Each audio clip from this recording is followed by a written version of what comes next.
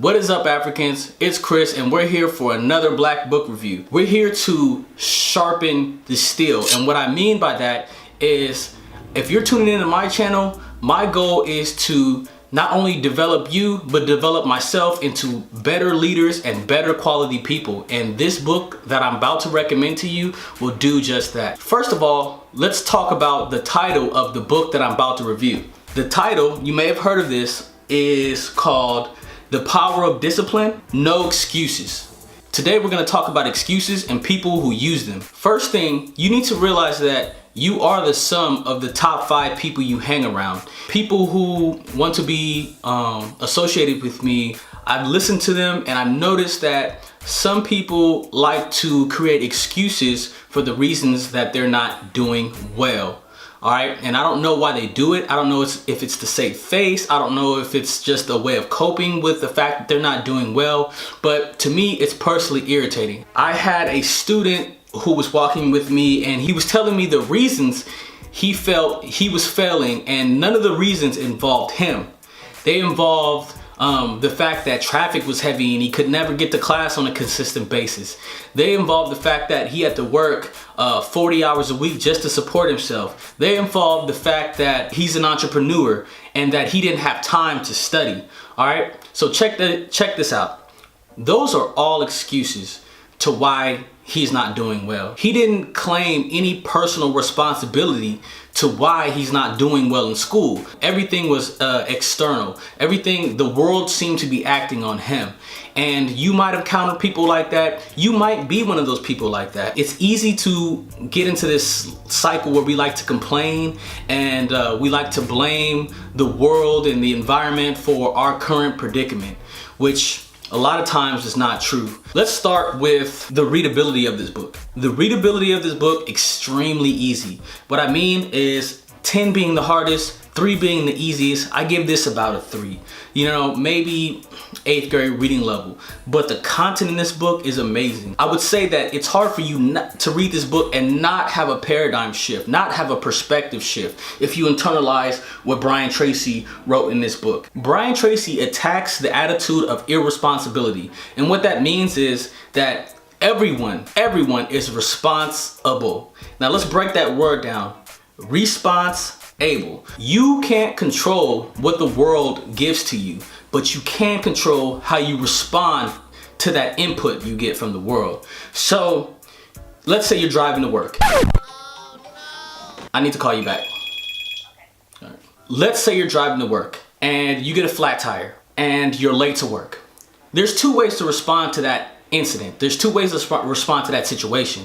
You can say, oh, woe was me. Oh, my tire's flat and that's the reason why I'm late. Or you could say, well, I fixed the tire, but why did the tire go flat? Was it because I caught something in the road, or was it because my tire is bald and I should have replaced it and I've been spending my money on other things? If you know your tire is bald, the world is not acting on you when it blows out.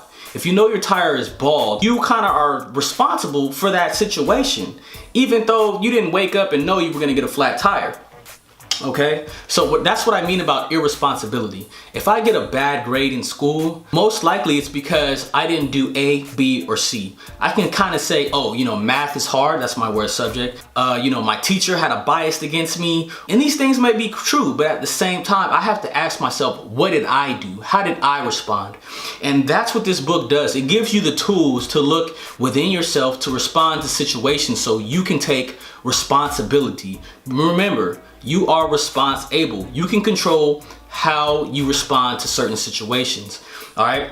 And that's along the lines of personal responsibility in general. Another thing that this book does is that it takes into account human nature.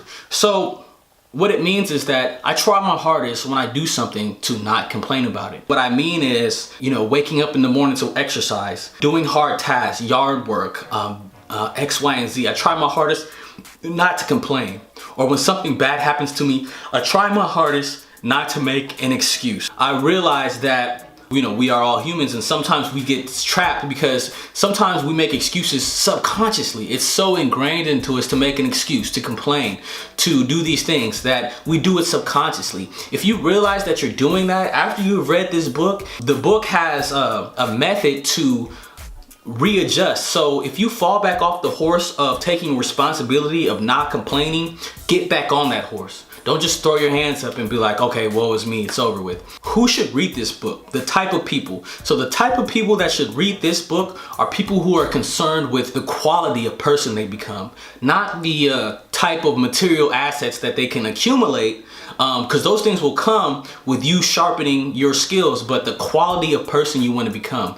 I want to be a leader, not only in my community, not only in my career, not only amongst my family, just in general. So I'm always trying to sharpen that leadership sword. I don't mean to sound cliche, but Abraham Lincoln said to sharpen the sword, if I'm gonna chop down the tree, I'm gonna spend a couple hours sharpening the axe before I even get to it. Well, that's what this book does. It sharpens that axe. If you read this book and internalize everything within it, and practice it, you will be a better leader. So those are the type of people who should read this book.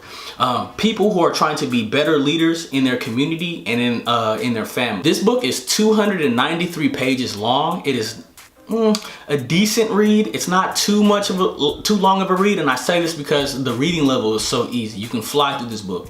I have many things highlighted in this book, and I use it for reference all the time when I'm feeling down, when I have to pep talk myself up to do something, or when I notice that I start throwing a pity party about myself. You know, I use this book.